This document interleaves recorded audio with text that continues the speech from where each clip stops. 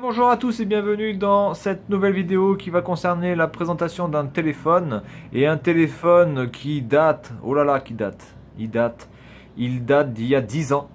Voilà, donc c'est-à-dire qu'il date exactement de la même époque que celui-ci que j'avais présenté dans mes premières vidéos aussi, le HTC TYTN 2. Voilà, donc on peut voir aussi que le logo HTC est exactement le même, hein, vous pouvez voir, c'était l'ancien logo de HTC. Donc qui date à peu près de la même période, il me semble même que c'est la même année, si je m'abuse. Il faudrait que je regarde, je ne m'en rappelle plus, hein, parce que je ne l'utilise jamais évidemment. Il n'y a pas la date là-dessus, mais est-ce qu'il y a une date sur la batterie au moins? Bon, sur la batterie, il n'y a pas de date non plus, mais je crois que c'est exactement la même date, hein. Je crois que celui-ci date de 2007 aussi, comme le HTC Cruise qui date de 2007. Alors, je vais vous parler surtout de l'emballage par rapport à ce produit-là. Je vais vous parler aussi du téléphone en hardware, mais je ne vais pas vous parler du software, puisque le software, c'est exactement le même. C'est du Windows Mobile 6.1. Voilà, donc on va pas passer du temps sur le système d'exploitation. Alors déjà, première chose, l'emballage. Voilà. Alors l'emballage, ça c'est ce que j'appelle une boîte, un emballage. Vous achetez un produit qui coûte cher, et je pense que l'HTC Cruise devait coûter cher à l'époque, puisque en effet nous allons parler du HTC Cruise ou le HTC Polaris ou le P3650. Hein, voilà. Donc il devait coûter quand même, je pense, très cher pour l'époque. Et vous aviez une boîte qui était, on va dire, en conséquence du prix du téléphone. Voilà. Et, et je suis désolé, il n'y a aucun constructeur qui font de bonnes boîtes. Voilà. Il n'y a aucun constructeur qui ne font de bonnes boîtes. Apple, les boîtes sont vraiment merdiques, elles sont ridicules au possible, comme Samsung, comme LG. HTC sur ces HTC M8, M9 font quand même des boîtes un peu différentes avec quand même un packaging un peu plus intéressant. Mais excusez-moi, Apple, je trouve que le packaging d'Apple est vraiment mais minable, quoi. On a vraiment l'impression. Écoutez, moi j'ai déballé un Huawei Y6. Vous pouvez regarder ma vidéo. Vous regardez la vidéo sur le Huawei Y6. Vous regardez l'emballage du Huawei Y6, qui est quand même loin de coûter le prix d'un iPhone 6S. Vous comparez les deux boîtes et vous me dites, c'est quoi la différence? Il n'y a pas de différence. Alors moi je suis désolé, si j'achète un iPhone 6S qui coûte quand même 800, 900, 1000 boules, et que je me retrouve avec le même packaging qu'un Huawei Y6 qui en coûte 130, je me pose des questions. Ouais. Soit je me pose des questions sur l'entreprise en me disant putain, l'entreprise peut-être que c'est quand même pas terrible, ou alors je me pose des questions sur le fait est-ce que oui ou non on se fout de ma gueule. D'accord. Et c'est la même chose pour le Samsung que j'ai acheté, le S6 Edge, où la boîte était franchement ridicule aussi. Bien, donc voilà cette boîte qui est dans un noir un peu anthracite, qui n'est pas d'un noir profond mais qu'un noir anthracite. Donc on va l'ouvrir. Voilà. Et regardez quand même ça. Cette présentation magnifique dans une sorte de petite feutrine de mousse très dense. Hein, la mousse est très très dense. L'appareil est vraiment super protégé. Hein, il n'y a rien à dire. Donc quand vous ouvrez votre appareil, votre boîte, vous avez l'appareil ici, le HTC Cruise. Voilà, ici, qui est vraiment dans un état exceptionnel. Le seul défaut, et j'y reviendrai, c'est la trappe pour la micro SD. Enfin, ça, j'y reviendrai tout à l'heure. D'ailleurs, vous avez le morceau de la trappe qui est ici. Donc, vous avez, regardez-moi cette mousse. Là, voilà. Ça, c'est de la protection. Ça, c'est de la protection. Ça, c'est exceptionnel. Voilà, c'est super. C'est bien fait. Ça n'a pas pourri. Voilà, ça a 10 ans et c'est intact. Hein, et je remercie la personne qui me l'a vendu avec un état pareil. Alors il faut savoir que je l'ai eu pour moins de 15 €, livraison comprise. Et la personne me l'a gardé dans un état nickel. Moi franchement quand je l'ai acheté, je croyais que je n'avais que le téléphone. Hein. Je ne pensais pas avoir la boîte. Donc vraiment merci à cette personne. Alors, vous avez deux trappes qu'on enlève. Première trappe avec les CD. Alors les CD qui fonctionnent Je pense qu'il ne fonctionne plus sur Windows 7. Peut-être que ça fonctionne encore sous Vista, peut-être sous Vista. Il y a encore des chances sous Vista, mais je pense que sous Windows 7, en tout cas, si vous avez du 64 bits, ça fonctionne pas. Donc vous avez celui-là où vous avez les drivers, vous avez le ActiveSync, et vous avez ce CD-là où vous avez, vous avez plusieurs logiciels qui concernent surtout le GPS. Voilà. Alors moi, mon HTC Cruise n'est absolument pas reconnu par Windows 10 en 64 bits. Je le branche. On va dire qu'il est reconnu dans le sens où il va indiquer un numéro de lecteur E2 points. Là, en tout cas sur mon ordinateur, c'est le E2 points. Par contre, dès que je mets le ActiveSync, il ne reconnaît absolument rien. Donc, si quelqu'un a une astuce pour le faire reconnaître sur Windows 10, alors que ça soit en 64 ou en 32 bits, puisque j'ai deux versions de Windows 10 en 64 et en 32 bits, quand je le branche, il n'est pas reconnu par ActiveSync. Voilà, absolument pas. Il est reconnu en tant que lecteur, mais il n'est pas reconnu en tant que téléphone. Voilà. Ensuite, vous avez à l'intérieur, vous avez quoi d'autre? Vous avez une notice rapide en ce qui concerne le GPS. Ici, ils utilisent Papago. Hein. Voilà, ça s'appelle Papago. Vous avez encore... Ah putain, vous avez encore le bon... Est-ce qu'il y a la date? Non, il n'y a pas la date. Je ne sais pas quand la personne l'a acheté. Et vous avez encore ici, je pense, le bon de garantie. Encore Papago avec, là je pense que le numéro d'identification, certainement. Papago, ici. Ah, peut-être que je vais avoir une date ici. Peut-être que je vais avoir une date. Ah voilà, j'ai une date ici. Alors déjà, vous voyez, 25 juillet 2008. 25 juillet 2008. Bon, d'accord. 8 ans, quasiment. Ensuite, on a quoi? Ça, c'est quoi? Ça, c'est les magasins... Oups, là, ça bouge. Ça, ce sont les magasins HTC. Les magasins HTC en France. En France, oui, à la France, oui, bien sûr. Très bien. Et vous avez... Alors, c'est quand même bien. Toutes les choses que vous avez, c'est vraiment magnifique. Vous avez le guide rapide d'utilisation en papier glacé couleur. Papier glacé couleur. Hein. Là, on se fout pas de vous, hein. Je suis désolé. Qu'on me dise pas que c'est impossible de refaire ça, quoi.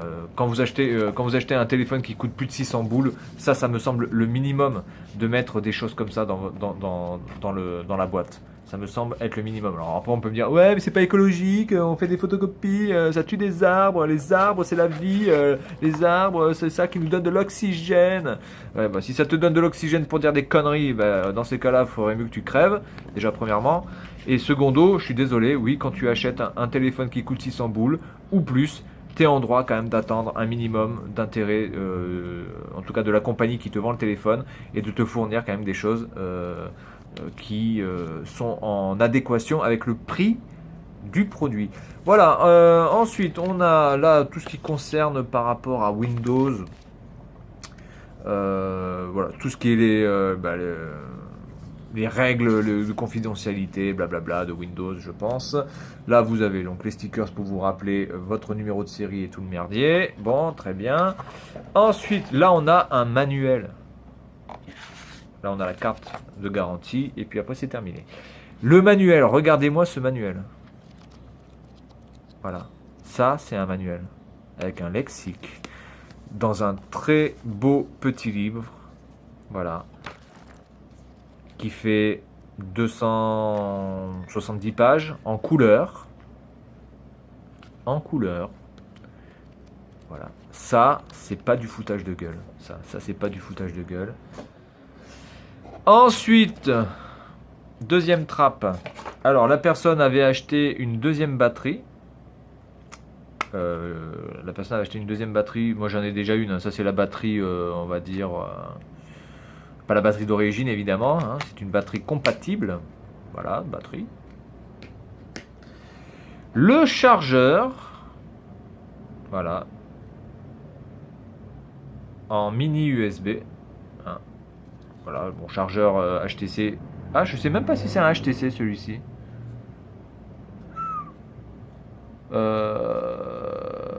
Ça, c'est pas un chargeur HTC, c'est un Delta, mais je pense quand même que c'est le chargeur d'origine, hein.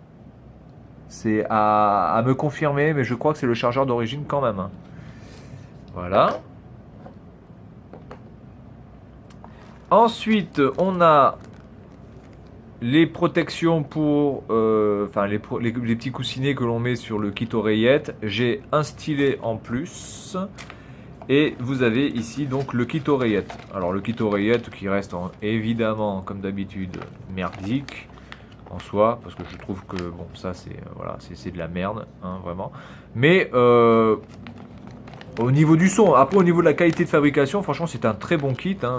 Le câble est bon, les écouteurs sont bons, vous avez là une commande de volume, une commande d'appel avec le micro, donc tout est bon, hein. Franchement il est très bien fait. Mais je trouve que bon, la qualité du son évidemment est à gerber. Voilà, alors on range ça. Donc voilà, donc vous pouvez voir quand même que là on se fout pas de la gueule des gens. On a un vrai packaging comme il se doit. Alors, je vais ranger ça aussi.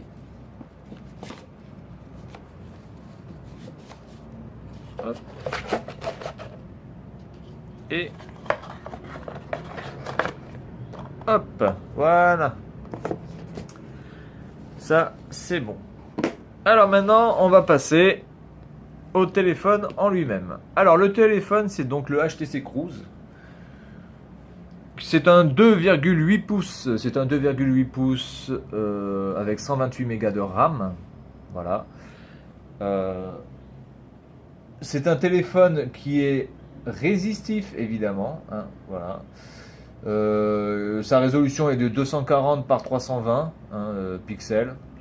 Bon, résolution de 140, à peu près 140 ppi. Bon, on va dire que c'est correct pour l'époque. Il ne faut pas oublier qu'il date de 2007 quand même, enfin fin 2007. Hein. Vous avez donc 256 mégas de ROM. L'appareil photo arrière fait 3 mégapixels. L'appareil photo avant fait du 0,3 mégapixels évidemment. Hein, on s'entend bien. Il y a le Wi-Fi en PG, vous avez le Bluetooth, vous avez la radio, vous avez le GPS, mais c'est un GPS qui sera externe. Hein, vous pouvez voir la petite trappe ici en noir hein, qui est là, donc GPS externe. Et la batterie fait 1350 mAh, ce qui vous permet quand même de tenir à peu près 500 heures, un peu moins de 500 heures en veille. Bien, alors, comment il se présente? Alors, vous avez l'écran, 2,8 pouces, le haut-parleur, la caméra 0,3 mégapixels, le bouton pour appeler, le bouton pour accrocher, le bouton pour le Wi-Fi, le bouton pour Internet. Voilà. Ensuite, ici au milieu, vous avez le bouton pour valider. Et vous avez ici la molette qui est exceptionnelle. Franchement, ce téléphone a presque 10 ans. Et la molette est d'une fluidité exceptionnelle, vraiment. C'est fluide. C'est tellement fluide qu'on dirait même que c'est cassé. On dirait qu'il n'y a pas de résistance. On dirait que c'est dans le vide. On dirait qu'elle est cassée, cette molette. Tellement qu'elle tourne vite et sans accroc. Mais elle fonctionne. Et cette molette est cliquable au bas gauche-droite. Vous pouvez naviguer aussi comme une croix directionnelle. Hein. Voilà. Donc ça, très très bon. Très très bon. Très très bon. Je veux dire, au niveau du matériel, ça c'est exceptionnel. C'est vraiment très très bien fait. Ensuite, sur le côté droit. Alors sur le côté droit, vous avez donc la trappe de la micro SD qui s'est pétée. Alors qui s'est pétée pourquoi? Alors ça vient pas du problème de ça en fait, qui est du plastique qui est du plastique, on dirait du métal, mais c'est du plastique du plastique brillant, on va dire. Hein. Mais le problème vient plutôt, alors je vais essayer de vous le montrer. Le problème vient plutôt des deux petits ergots ici. Voilà. Alors je sais pas si je vais pouvoir vous le montrer comme il faut. Voilà. Ici et là. En fait, c'est tenu. À l'intérieur, vous avez du plastique. Mais ce plastique, ces petites charnières en plastique sont tellement fines Et le téléphone aussi est tellement âgé que le plastique en fait c'est émietté. Le plastique c'est complètement désintégré. Il se désintègre sous les doigts. Moi j'ai pris un morceau de plastique, j'ai fait comme ça, il s'est complètement émietté. Donc voilà, donc mauvaise qualité du plastique pour pouvoir mettre la trappe de cache micro SD.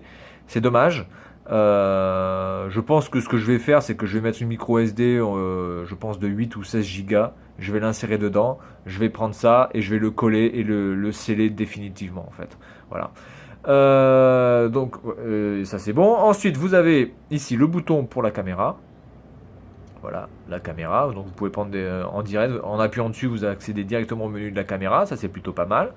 Sur le dessus vous avez le bouton Power On et Power Off. Sur le côté gauche vous avez ici pour baisser et monter le son, et vous avez ici, je ne sais pas si on va le voir, un bouton qui permet d'accéder directement à la partie chat. Alors je pense que ça devait être pour Messenger, mais comme ça n'existe plus, enfin Windows Messenger, hein, je ne parle pas de Facebook Messenger. Ensuite sur la partie arrière, donc vous avez ici le petit miroir qui vous permettait de prendre des photos, vous voyez comme ça, là voilà, on va voir un petit peu ma gueule, mais c'est pas grave. Ensuite vous avez ici la partie GPS. Donc vous enlevez cette petite trappe et vous pouvez brancher un GPS dessus. Ça se faisait à l'époque et c'était exactement le cas sur celui-ci aussi. Vous voyez, c'est exactement la même. Enfin, la trappe est différente, mais le branchement est le même. Voilà, GPS externe. Voilà. Donc là, c'est la même chose ici. Le haut-parleur arrière. Voilà. Et en bas, vous avez le micro. Ici pour mettre la Dragon. Vous avez le mini USB, mais qui est un peu style, qui est un peu différent, mais bon, c'est une prise mini USB, ça rentre sans aucun problème. C'est pour ça d'ailleurs que je pense que le chargeur n'est pas d'origine, parce que le chargeur est un chargeur réellement mini USB, et alors que normalement HTC fournit un mini USB, mais qui a la forme ici. Vous voyez, c'est légèrement, voilà, vous avez une petite arête ici, et sur le vrai mini USB, vous avez la même arête de l'autre côté. Sauf que là, chez HTC, ils ont fait un angle droit ici, ils ont fait du 45 degrés ici. Et normalement, HTC fournit un câble qui ressemble exactement à cette prise. Et pas un mini USB qui est légèrement différent, qui fonctionne, mais qui est légèrement différent. Ensuite, vous avez ici, alors là, ce n'est pas le micro, puisque le micro est ici, mais ici, c'est le bouton Reset. Donc quand vous appuyez, alors le bouton reset, vous allez l'utiliser comment? Vous pouvez l'utiliser avec le stylet qui est ici, puisque vous avez le stylet, voilà. Et le bouton reset, vous pouvez y accéder directement avec le stylet, voilà. Et vous cliquez dessus et ça met en reset le téléphone. Ça n'efface pas vos données, ça fait juste un reset si jamais vous êtes bloqué sur le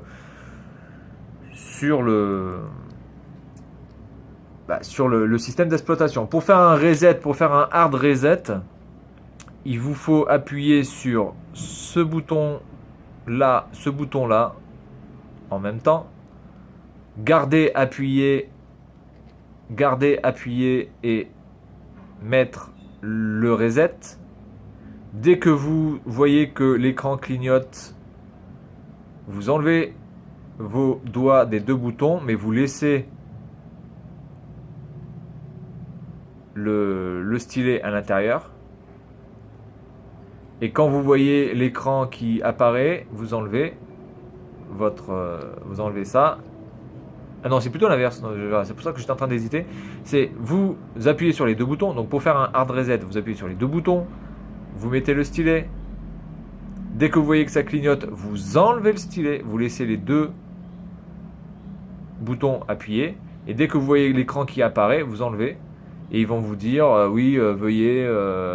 Peut-être que je vais le faire d'ailleurs. Ouais, peut-être que je vais le faire comme ça sera plus facile. Donc ça c'est pour faire un hard reset. Et maintenant si vous voulez vous mettre en mode arc-en-ciel, je vais vous le montrer aussi, comme ça ce sera fait. Ouais voilà, on va faire ça. Je vais pas vous montrer comment fonctionne l'OS parce que ça sert à rien, mais je vais vous montrer ces deux petites manips, comme ça ce sera fait. Voilà, donc on va allumer le téléphone.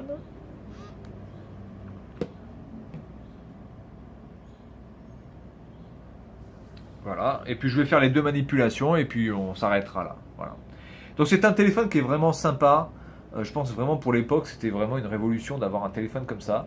2007, c'est le début de l'iPhone, hein, voilà, puisque je pense qu'iPhone était déjà sorti, hein, puisque celui-là est sorti en novembre 2007. Donc je pense que iPhone avait déjà sorti son premier modèle, enfin son premier modèle, le 3, l'iPhone 3. Ok, alors, numéro de mot de passe que j'avais mis. Allez, je marque le mot de passe.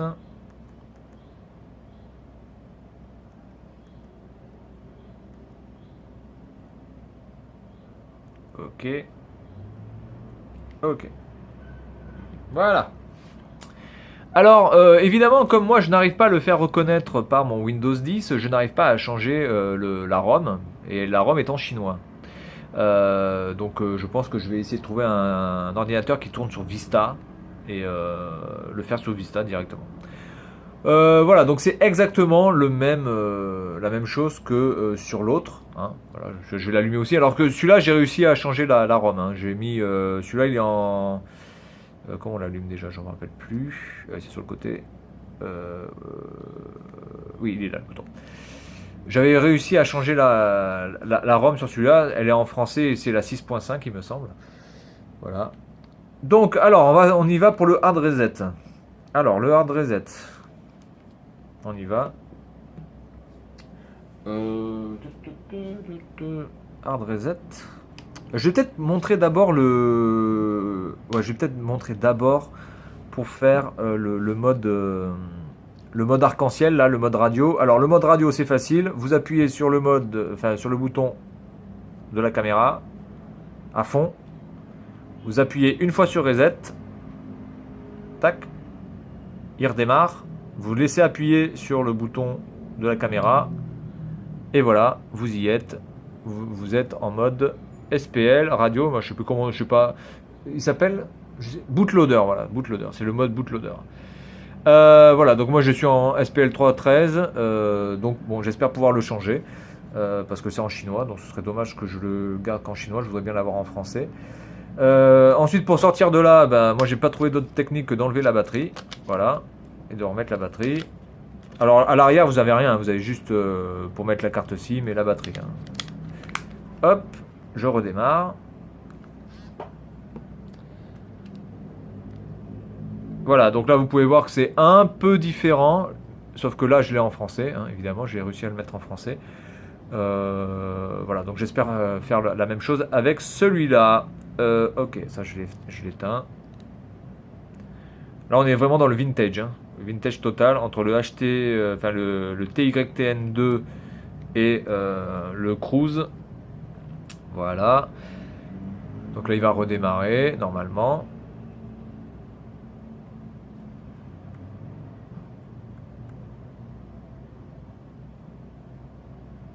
Alors quand on regarde bien maintenant ce téléphone-là, on se dit vraiment que, en tout cas par rapport à Windows Mobile, on se demande pas pourquoi Windows Mobile a foiré, quoi. Par rapport à iPhone. Même si je suis pas très fan d'iPhone, il était clair que l'iPhone était quand même beaucoup plus utilisable, beaucoup plus fluide, beaucoup plus rapide que d'utiliser ça. Ça, c'était juste pas possible d'utiliser ça au quotidien, clairement. Pour écrire un message, etc. C'était vraiment une galère, mais sans nom. Encore celui-là, ça pouvait aller parce qu'il avait vous voyez, il a un clavier. Donc celui-là, encore à la limite, pouvait être utilisable, mais celui-là. Il est très bien fait, hein, c'est un très beau produit, très beau là, avec l'effet lumineux est magnifique, mais c'est pas utilisable vraiment en tant que smartphone. En tant que téléphone, c'est utilisable, mais en tant que smartphone, clairement pas. Donc maintenant, le hard reset. Le hard reset, donc j'ai dit, vous appuyez sur les deux boutons ici.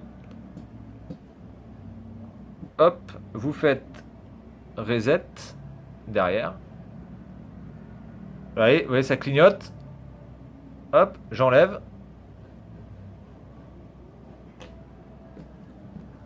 Voilà. Et là, vous avez le petit message qui vous dit This operation will delete all your personal data and reset all settings to manufacturer default.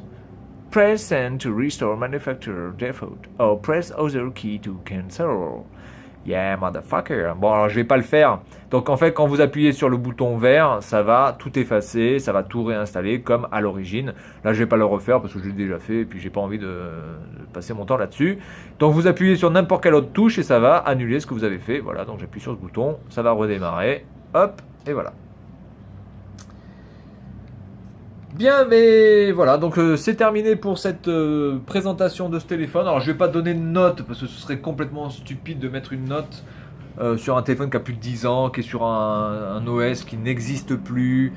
Je vais simplement dire que pour l'époque, il était quand même très très bien conçu au niveau du matériel. Je pense que ça, il n'y a rien à dire. HTC au niveau du matériel est vraiment très très bon. Mais encore une fois, et comme avec celui-là, l'OS, le système d'exploitation explose tout. Il explose toute la construction hardware de ce téléphone et c'est vraiment très dommage. Maintenant, je vais voir s'il y a d'autres ROM qui fonctionnent mieux que celle-ci, qui sont plus fluides. Et dans ces cas-là, ce téléphone, je ne vais pas dire est parfait, parce que évidemment, par rapport maintenant à ce qu'on peut faire, on ne peut pas faire grand-chose avec ce téléphone au niveau des applications, etc. Mais il a un intérêt certain, ce téléphone, par rapport à sa construction et par rapport aussi aux possibilités si les ROM donnent quand même de bons résultats. Voilà, donc je suis très content d'avoir ce téléphone, honnêtement, je trouve que ce téléphone est vraiment très bien. Maintenant, il ne me reste que plus qu'à trouver une ROM qui me convienne. Voilà, c'est tout pour aujourd'hui et à la prochaine.